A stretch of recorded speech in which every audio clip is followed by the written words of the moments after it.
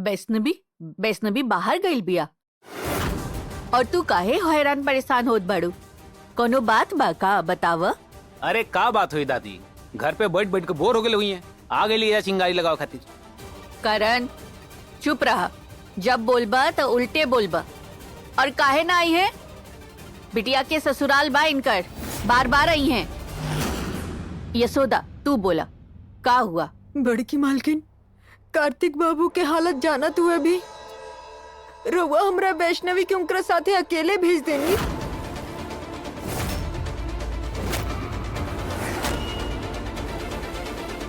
रउआ से हमके ई उम्मीद ना रहला बड़की मालकिन। कार्तिक के हालत मतलब? अरे अब का कहतरी अम्मा, का भइल बा कार्तिक के? अभी इनका लोग के बतावल कुछ ठीक ना होई। अब हमरा तो पल्ला कुछ नइखे पड़त। यशोदा का बोलत तारा तू? का भइल बबुआ के? जानबूझ के अनजान मत बनी बड़की मालकिन, हमके मयूर सब कुछ बता देलन।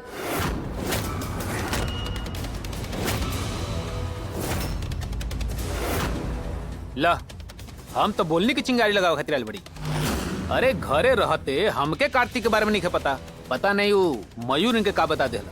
पर मयूर ऐसन का बतावलन रहुआ के? ये कि कार्तिक के साथे हमरा वैष्णवी की जान खतरा में बा।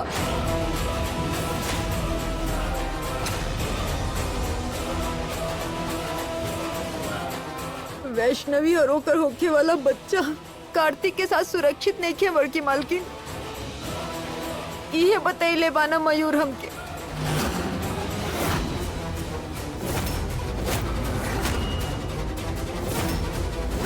यही से बड़की मालकिन हम वैष्णवी के अपना साथे अपना घरे लेके जाए। यशोदा का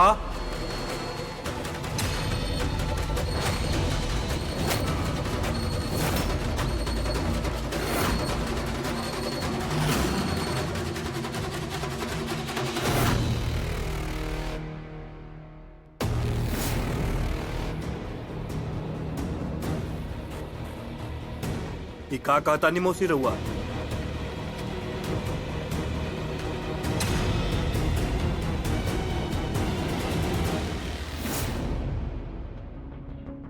यहाँ हमरे तरफ देखी मौसी, हमरे आंख में देखी। का रहुआ के सच में लागता कि हम अपने बीवी और अपने बच्चा के नुकसान पहुंचा सकीला? उनकरा खातिर खतरा बानी?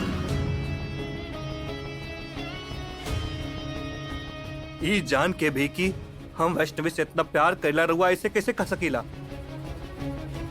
हाँ हम मानत आनी कि पहले हमरे में प्रॉब्लम रहे, जेकरा वजह से हम कुछ गलती के नहीं और जेकर पछतावा हमके अभी जिंदगी भर रहे। लेकिन अब जब हम ठीक हो गल बानी तो हम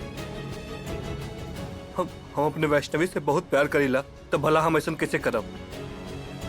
रहुआ ऐसा कैसे कह सकीला? अब आई असली मजा। इन्हें ही अपन सच सुनी और पगला जाए, एक झटका में सब खत्म। अगर यशोदा अभी कार्तिक के सब सच बता दे और ओकरा कारण कार्तिक अगर आपन आपा खो जाइए तो हम का करब? काहे ना कार्तिक जी, हमरा के रउआ के बारे में सब कुछ जाने के बा। रउआ हमार कसम बा कार्तिक जी, रउआ हमरा के बतावे की पड़ी कि रउआ के बचपन के याद में ऐसा का देखेला जेकरा से रउआ डर जानी।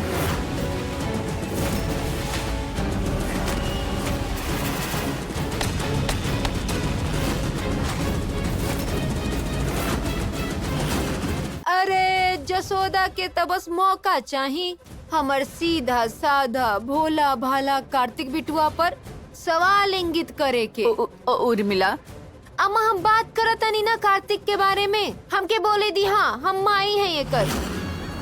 अरे हम रहनी एकरा साथे घर में, हमके ना पता हुई कोनो गड़बड़ बा एकरा साथे की नाही। बड़ा आयली चलावेली मुंह उठा के हमेशा हमरे कार्तिक के साथ कोनो दिक्कत बा, कार्तिक ऐसन बा, कार्तिक ऐसन बा। और पता बा का पलक पे बिठा के रखेला तारा बिटिया के हमार कार्तिक। पूरा देश में ना दिया लेके ढूंढबू तब वो ऐसन हीरा जैसन दामाद ना मिली तोरा के। बतावता नहीं हम, पता नहीं कैसे चली आओ तारू बार बार अपना ही बिटिया की गृहस्थी में आग लगावे। कलयुग हाजी कलयुग, घोर कलयुग। ना माई, यशोदा मौसी वैष्णवी से बहुत प्यार करेनी, ये ओकर खुशी के अलावा और कुछ ना चाहेनी। जरूर कोनो बात बा, ना तई यहीं जाना इतनी।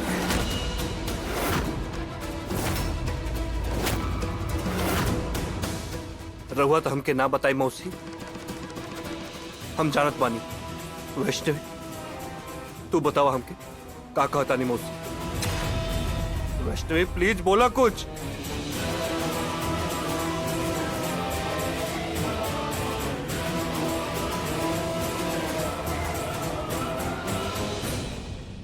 हाँ वैष्णवी बतावा ना, का दिक्कत बा तोरा के? हाँ का भइल बा कार्तिक के?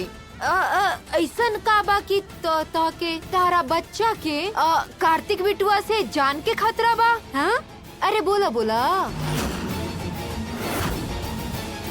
वैष्णवी काबिल चुप काहे खड़ा बाड़ू? कहा कहा तानी मौसी और का छुपाता और तू हमसे? बोला वैष्णवी, बतावा। हम बताओ तानी।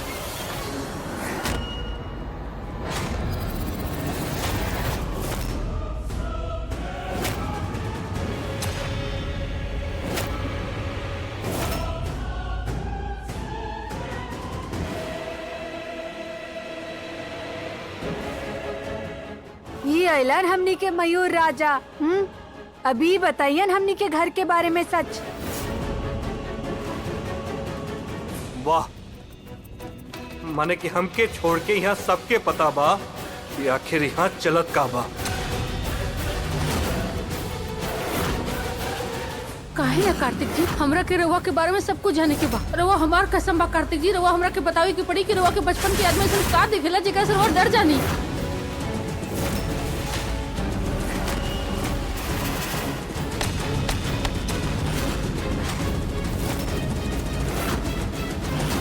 सच तो ई बा कि वैष्णवी के कार्तिक से नहीं, बल्कि कार्तिक के वैष्णवी से खतरा बा।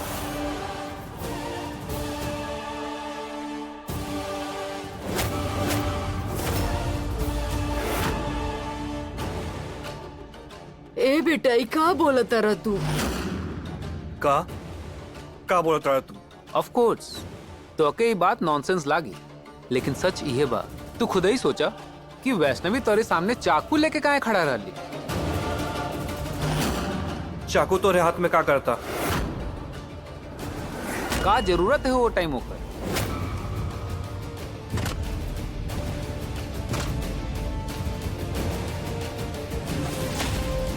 हमके नहीं पता कि वैष्णवी वहां चाकू लेके काहे खड़ा रहल, लेकिन इतना जरूर पता बा हमके कि हमार वैष्णवी कबो हमके नुकसान ना पहुंचा सकेले।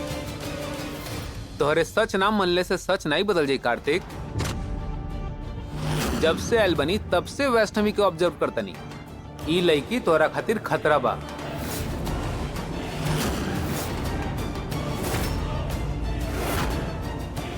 और तोके पता बा हम तोरा खातिर ई काहे करतनी? काहे कि हम तोरे परिवार के नमक खइले बानी, आ तोहा लोग साथे गलत होत नहीं देख सके। चाहे गलत करे वाला हमरे बचपन के दोस्त ही काहे नहीं हो।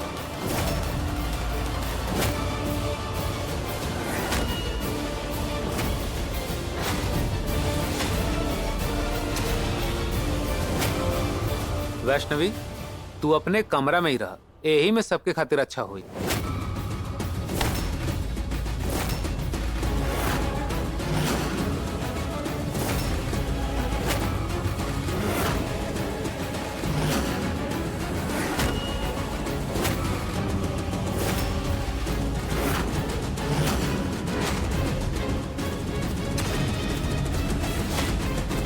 मयूर,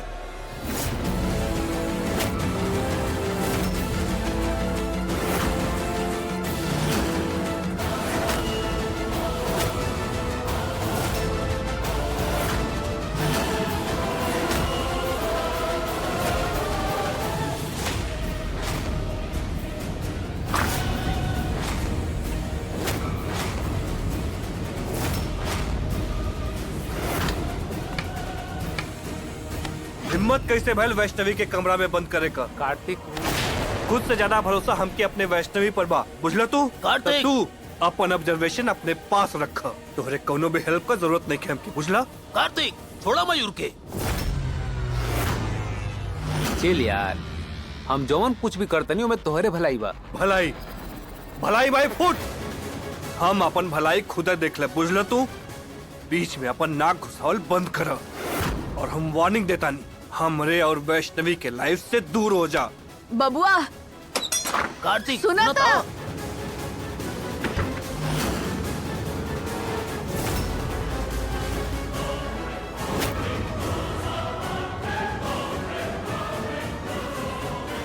अब के साथ दी है छठी मैया, सब कुछ ठीक होवे के चाहिए जैसन मयूर चाहता।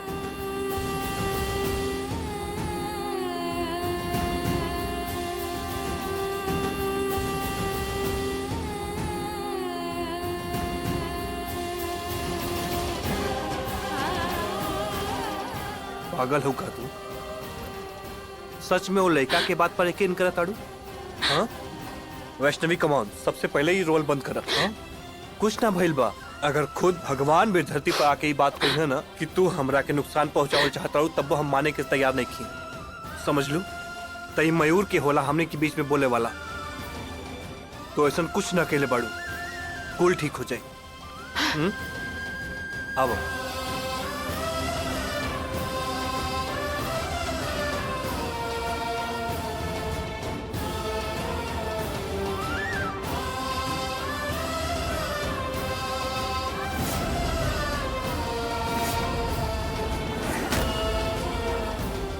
ई देखिए, सचे कहली उर्मिला आंटी, ऐसन कपल तो दुनिया में होइए ना सकेला। ई लोग कैसे एक दूसरे के जान के दुश्मन हो सकेला? हम कहानी ना कार्तिक के मेंटल डिसऑर्डर बा, स्प्लिट पर्सनालिटी है। पर्सनैलिटी का सिंपल भाषा में ई समझ ल कि कार्तिक के शरीर एगो बा, लेकिन ओकरा दिमाग में इंसान दूगो बा। एगो ऊ जोन तोसे बहुत प्यार करेला आ तोहरा पे एगो आँच भी नहीं आवे दे सकेला, और दूसरा ऊ जोन कोनो ट्रिगर के बाद हो जाला, तब वो कार्तिक नहीं रह जाले, वो एगो शैतानी रूप ले लेला।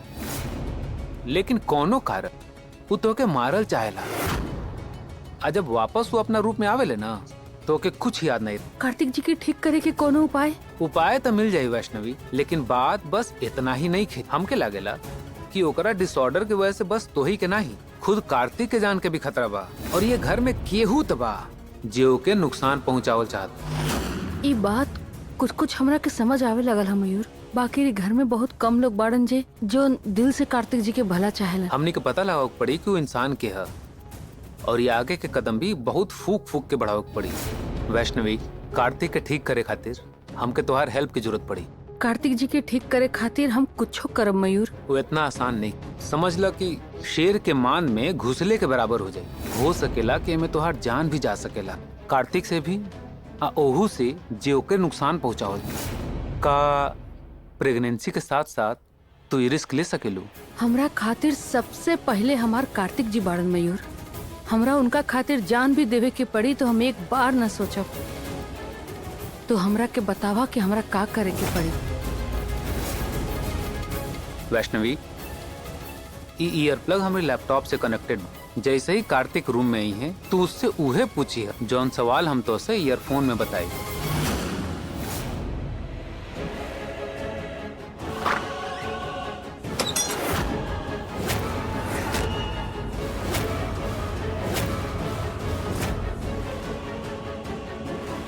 वैष्णवी, आवाज आवा तो क्या हमार? जवाब कैसे दी हम एकरा के? अगर सुन पाओ तड़ू तो अपन गला साफ के लेकर नाटक करा। वैष्णवी, तू चिंता मत कर, सब ठीक हो जाएगा।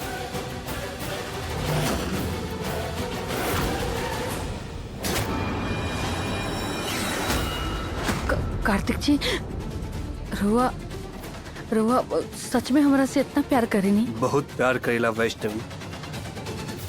और हाँ वैष्णवी, तू मयूर के बात के इतना सीरियसली मत लिहा। भले ही तोहरे बचपन का दोस्त बा, लेकिन वो हमने के प्यार के, हमने के रिश्ता के ना जाने लाऊ, ओके कौनो नॉलेज नहीं खे। सही कहा ताने रुआ कार्तिक जी, हमरा केहू के भी बात से फर्क ना पड़े के चाहिए। हमरा खातिर दुनिया के सबसे बड़ा सच बा और प्यार, बाकी सब झूठ। एक बार ला तो हम सांस लेला बिना रह सकेनी, खाना खैला बगैर जी सकेनी, बाकी राउर प्यार हमरा से छीन जाई तो हम मर जाए कार्तिक जी। वाह, का टैलेंट बा वैष्णवी। हाँ, मतलब ये रोमांटिक मोमेंट में भी मरे और मरे वाली बात करल जरूरी बा। वैष्णवी, तो के पता बा ना कि हम सब सुन सके नहीं। अगर तुहार रोमांस खत्म हो जाई तो हमके बता दिया, हमने जो काम शुरू कर लिया जाए। का वैष्णवी तुहार गला खराब होगा? एक काम करता नहीं, हम दवाई लेके आवत बनी तो दादी के पता चल गल ना कि हम तोहरा के आइसक्रीम खिया के तुहार गला खराब कर रहे तो हमार जान ले ली। हाँ, हम बने लेके आवत बनी। हाँ ठीक बा, वेट कर। एक मिनट। तो फीवर तो ना बा? कार्तिक जी, हमार चिंता छोड़ी, पहले रउआ एकर बात सुनी। कब से ही रउआ से कुछ कहे के चाहत बा। सीरियसली? Hi baby. पापा का बात कल चाहत बड़ा पापा से? तू कुछ खाए का मन करत बा तोहार? ना पापा, हमार छोटू सा पेट तो कब के भर गईल। आइसक्रीम बहुत अच्छा रहल। थैंक यू पापा। थैंक यू का है? पापा से तो प्यार कल जाला ना, तो थैंक यू नहीं। ओके, बाकी हम कैसे प्यार करब? हम तो माँ के अंदर बानी। कोनो बात नहीं, तोहार मम्मी बानी ना, तो मम्मी के कह दा। तोहार मम्मी हमके प्यार करी हाँ, और हम तेरे मम्मी के प्यार करब। हो गेल पूरा, राइट?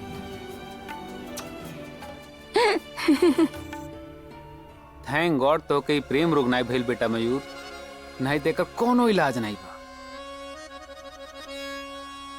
पता है वैष्णवी, रह तो हम भी ना सकिला तोहरे बिना। अगर तू हमरे पास बाड़ू ना, तो दुनिया में हमके कोनो और चीज के जरूरत नहीं खे, कब होना।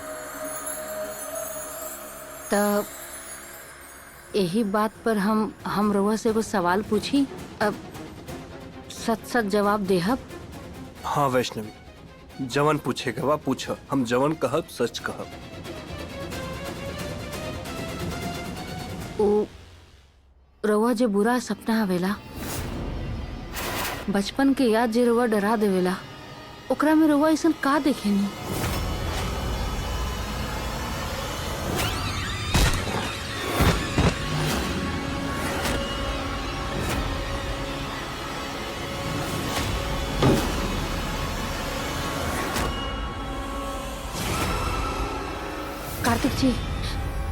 कार्तिक जी, अचानक ही सवाल का है?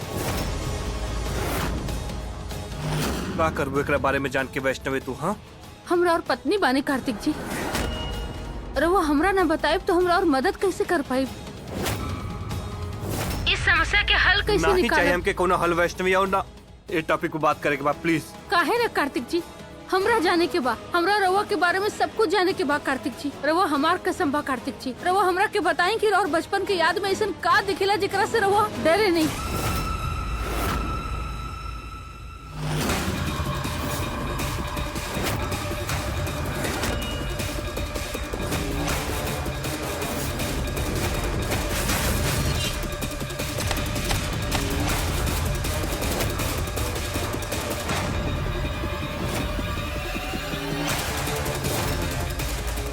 रउआ हमार होखे वाला बच्चा के कसम बा कार्तिक जी, सच बताई।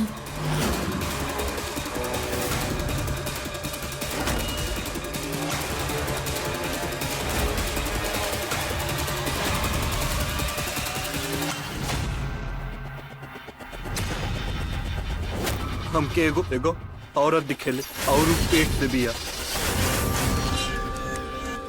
वैष्णवी भी पेट से बाड़ी, कहीं ऐसन तो नहीं कार्तिक वैष्णवी में वो औरत के देखे ले जौन होके बचपन में डरावत रहे? हाथ में चाकू और हमके ढूंढत दिया, वो हमरा के बुलावत दिया। बाबू चला खेले के। लेकिन हमके ना खेले के बा ओकरा संगे। हम बहुत डराल बानी। हम कमरा के कोनो कोना में छिप के बैठल बानी। हमके ना खेले के बा ओकरा संगे।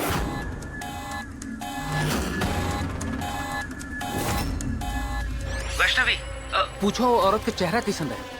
कार्तिक जी, वो औरत के चेहरा कैसन बा कार्तिक जी? रवा केहू के जाने नहीं?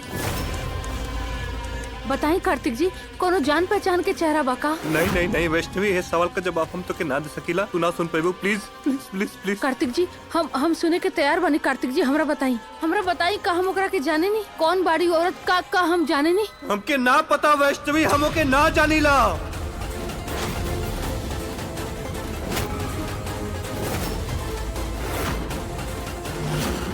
गिरवा में ले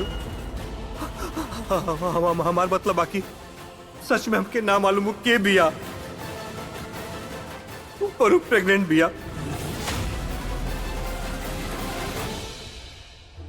वो औरत हमके खुद के दर्द देवे खातिर कहले वैष्णव, कबो बेल्ट से कबो कोनो और चीज से खुद के मारे खातिर कहले। तुमके बहुत दर्द होला वैष्णवी, बहुत दर्द होला।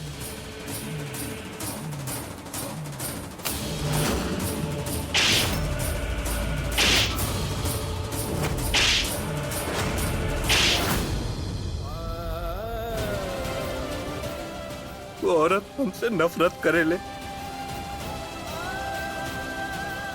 जब हम ओकर आवाज सुनीला हम बहुत डर से जाइला। ऐसा लगेला हम कोनो ऐसने जगह जाके छुप जाई जहाँ हमके कबो ना ढूंढ पावे।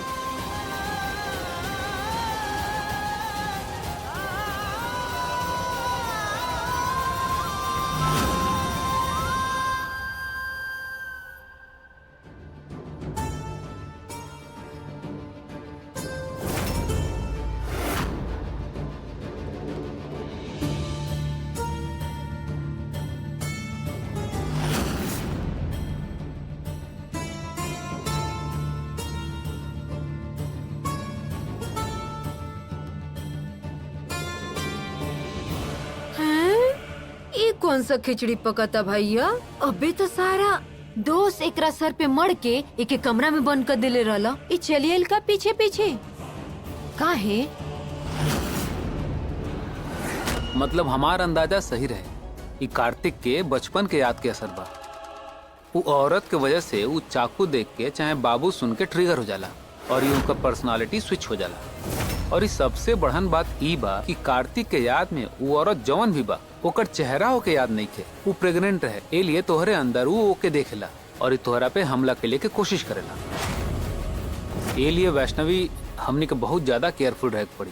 जौन चीज ओके ट्रिगर करेला ओकरे सामने नहीं आवे देवे के, शब्द भी नहीं बोले के जौना से ओकरे दिमाग पे कुछ असर होखे। नहीं तो कार्तिक के अगला बार तोहरी पे कितना घातक हुई वो हमहू के नहीं पता। हम अपने तरफ से पूरा कोशिश करब, बाकी बीच में अगर कोनो चूक हो गई तो कार्तिक हमेशा खातिर अपनी खुखार रूप में फंस के रह जाई और सबसे पहले अपना रास्ता से तोहके हटाई।